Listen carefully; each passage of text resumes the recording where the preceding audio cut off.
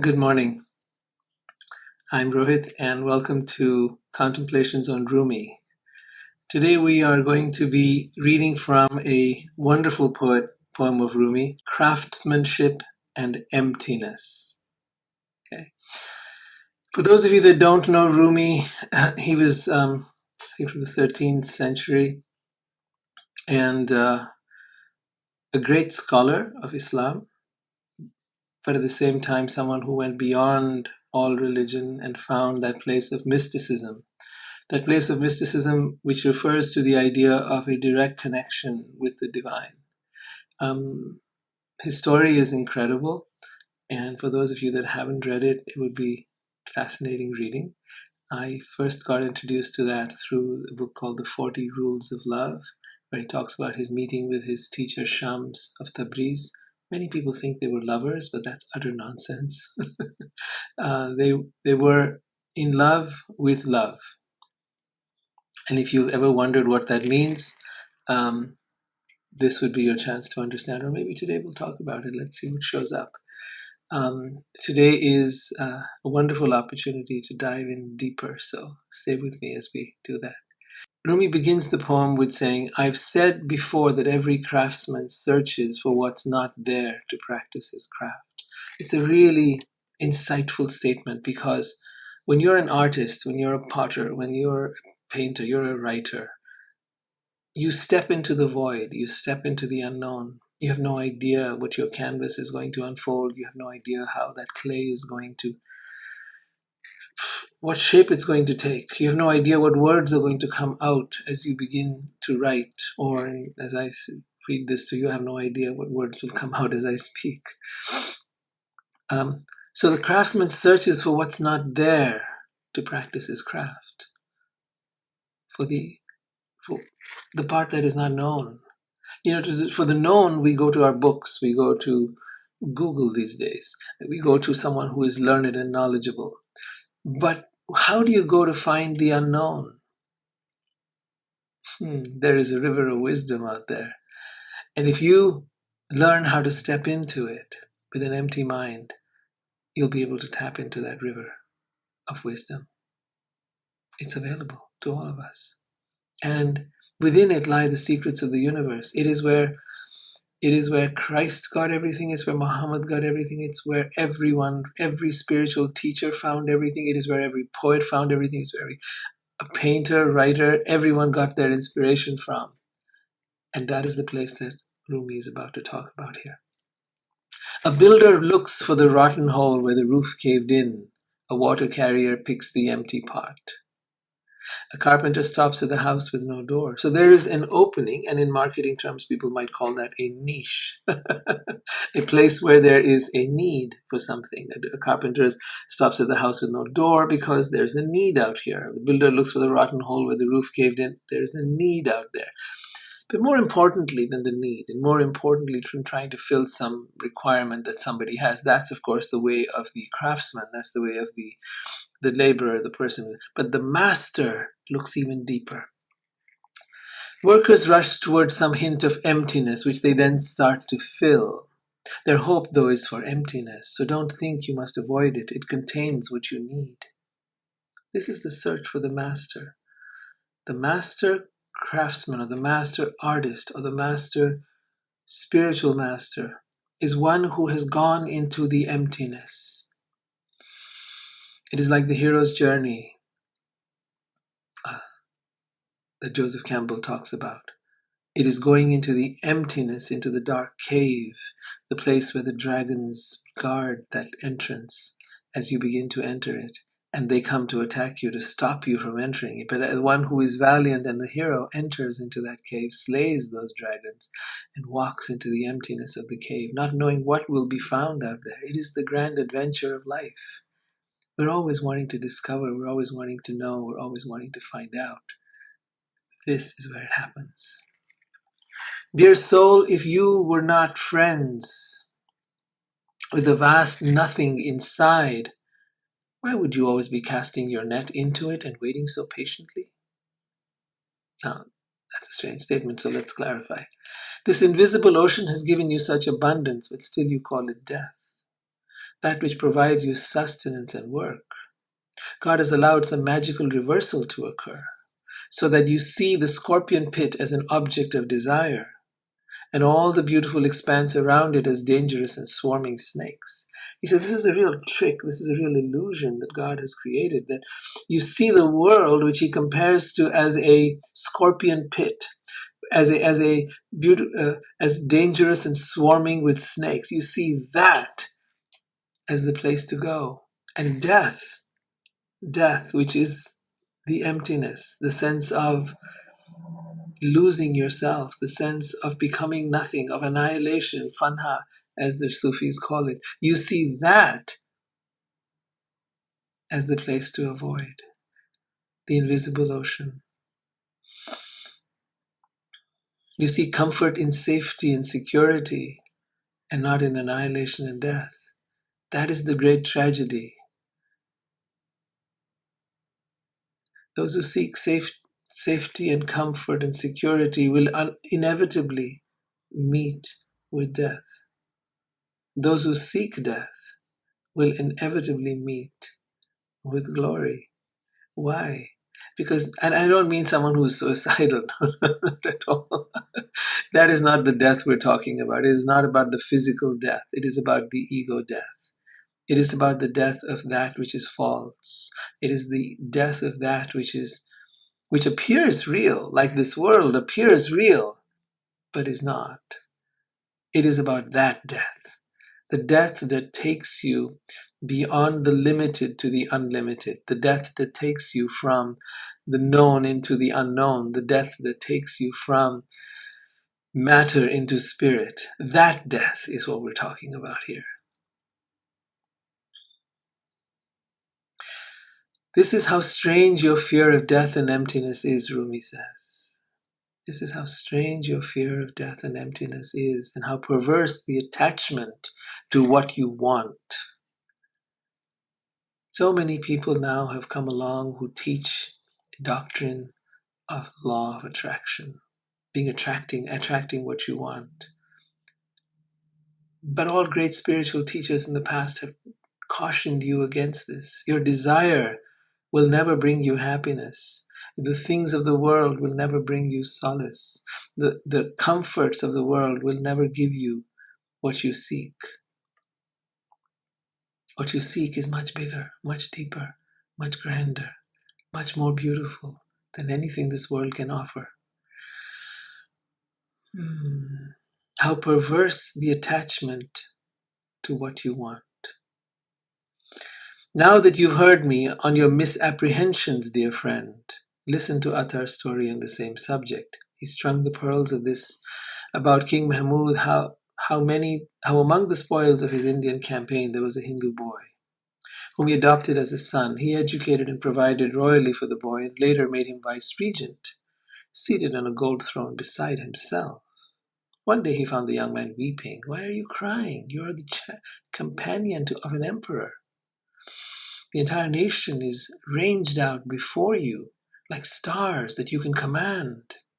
The young man replied, I am remembering my mother and father and how they scared me as a child with threats of you meaning the king, who has now adopted him and made him vice regent. Oh, he's headed for King Mahmud's court. Nothing could be more hellish.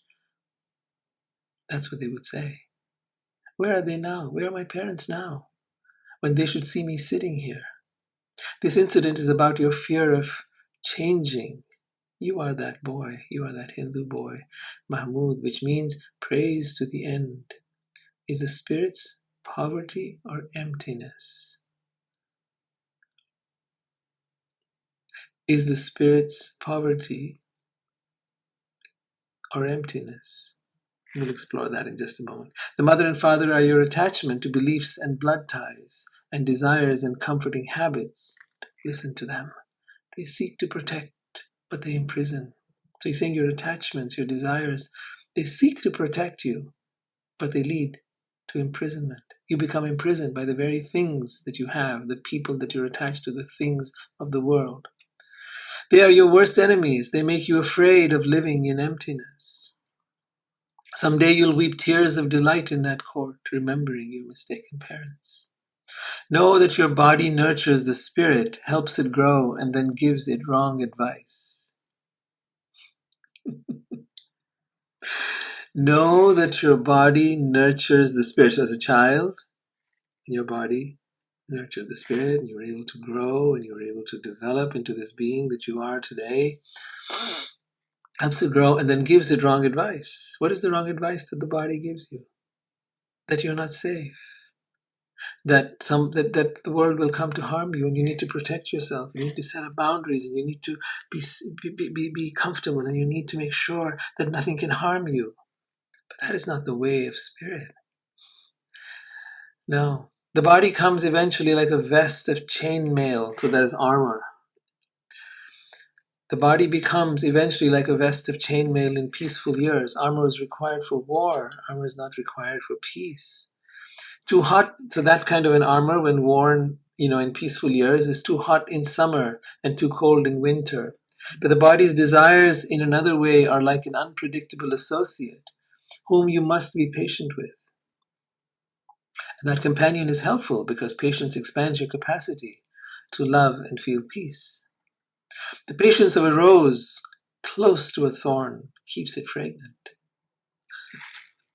It's a wonderful analogy. The patience of a rose close to a thorn keeps it fragrant. When you recognize that you are close to death at every moment, it makes you live. It makes you feel alive. You know that every moment is precious. You know that every moment is important, that every experience matters. It doesn't matter if the experience is good or bad, because when you've left this world, when you are out of this body, every experience will matter. It will not be a question of whether it was good or bad. It will be a question of, what did I experience there in this world? What did I take away from it? How did that enhance me as a being? That is what will matter. Thank you, all of you who've been joining. Really appreciate your being here. It's patience that gives milk to the male camel, nursing in its third year, and patience is what prophets show to us. Patience. Patience yields the deeper meaning of life. Patience is what shows us the way,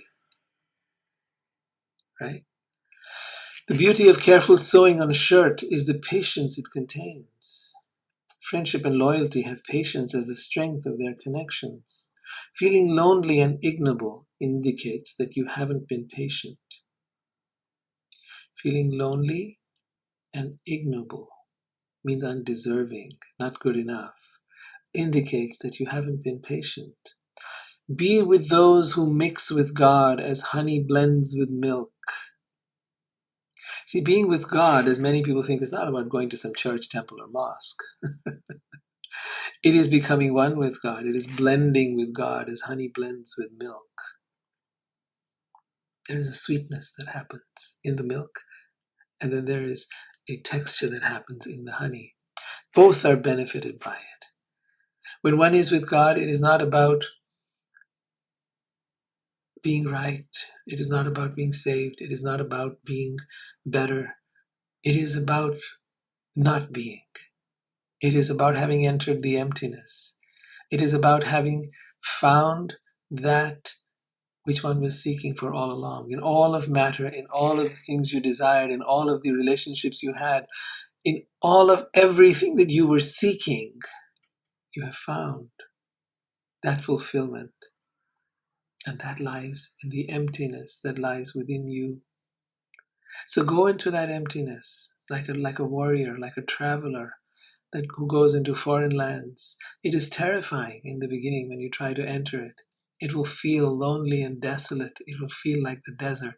It will feel like you have entered into a place where you will be destroyed. And that is what the ego is feeling. And it is right. It is experiencing terror.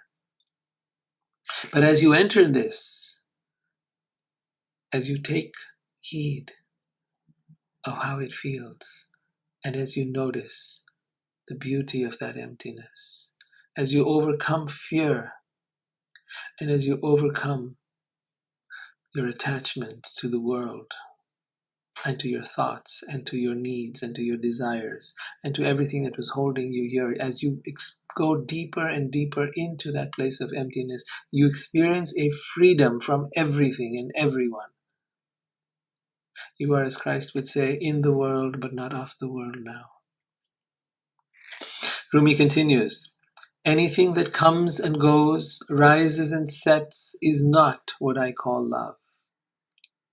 Anything that comes and goes, so people come and go, things come and go, days come and go, your body gets young and old. Anything that comes and goes, rises and sets, is not what I call love. Oh, then what is love? Is love not some perfect person that you will meet one day? No. Rumi says no. Anything that comes and goes, rises and sets, is not what I call love. Then what is love? Live in the one who created the prophets, else you will be like a caravan fire, left to flare itself alone beside the road. Live in the one who created the prophets, or God. Live there. Not in some heaven. No, that's the mistake people make. Live there now. How do you do that? Through that place, that emptiness. That is the doorway. That is the doorway to God. And you will come from through it, not dark and sad and lonely and afraid, but rather you will conquer fear and become fearless. You will conquer time and become timeless. You will conquer all that is suffering and rise beyond it once and for all. Live in the one who created the prophets. Else you will be like a caravan fire left to flare itself out besides the road, destroyed. Else you will be destroyed. Else you will become reduced to ash, to nothing. And that is the case for all of us. There are powerful meditations in which one can engage. These were practiced even by the Greeks. Marcus Aurelius talks about it and is talked about by various teachers along the way. The practice of contemplating death. And they would contemplate the different stages. Even in Buddhism, they would contemplate the different stages of death, like where the flesh begins to rot, and then the maggots set in, and then beyond the maggots, how furthermore the vultures will come and eat the body, because they would leave the body out sometimes. The people who were poor could not even bury or burn the body. They would leave it out for the animals, and the wolves would come and rip it apart. And it sounds so grotesque and so horrible, but that is the fate of the body. Find, Rumi is saying, the thing that resides within your body, and that is your spirit, your soul.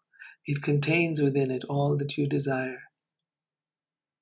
It is a wonderful adventure, and it comes through silence. It comes through that emptiness. It comes through that place where there is no thing, because you are no thing. You are nothing, no thing. And within that no thing state, you will find everything. Everything. It's not just a catchword, it's not just a phrase. It is what all mystics throughout the ages have discovered. It is something you and I can discover here and now. It means peeling off all the layers of thought, all the layers of emotion, all the layers of identity, all the layers of attachment and belonging. And you say, oh my gosh, that's impossible. But I tell you, nothing is impossible. Nothing is impossible. There are either processes by which you get there, or there is grace by which you get there. And if you believe in the grace of the divine or of God, then it will carry you and lift you into this incredible space where, as Rumi says before, there is this beautiful field beyond right and wrong. Right and wrong is the mind. Beyond right and wrong is a beautiful field. I will meet you there. Thank you so much. I look forward to meeting you here every Monday, somewhere around 9:30ish right now, if still not settled in on the time, but somewhere around 9:30. Just be there, wait for me. I will definitely be there. So I look forward to seeing you every week. Stay in touch with me if you like. I'm on Instagram at rohitjuneja.us, or you'll find me on my YouTube channel. Search for Rohit Juneja. You'll find recordings of these um, readings of Rumi's poetry, as well as many other things on my YouTube channel. So look for me there. And I look forward to staying in touch with you. Um, have a wonderful and blessed day. Thank you. Thank you so much for your presence. Lots of love.